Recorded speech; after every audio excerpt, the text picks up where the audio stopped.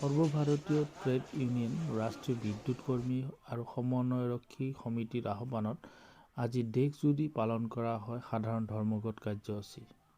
এই ধৰ্মঘট কাৰ্যসূচীৰ লগত সংগতি ৰাখি আজি গোসাইগাঁৱতো বৈদ্যুতিক উপসংমণ্ডলৰ কাৰ্যালয়ত উক্ত কাৰ্যসূচী ৰূপায়ণ কৰা হয়।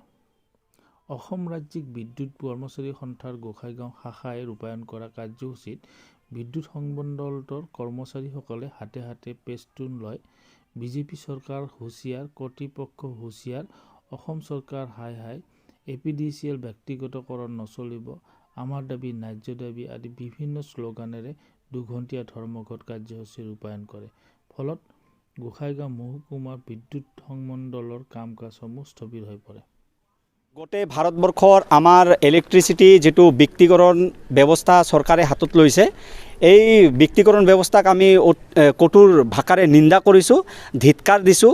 যিটো সিদ্ধান্ত লৈছে আমাৰ 2020 যিটো বিদ্যুৎ খণ্ডৰ এটা বিল যিটো হাতত লৈছে আমাৰ চেণ্ট্ৰেল চৰকাৰে আৰু বিজেপি চৰকাৰে, তো এইটোৰ বিৰোধিতা কৰি আজি আমি ধৰ্ণা কাৰ্যসূচী হাতত লৈছোঁ।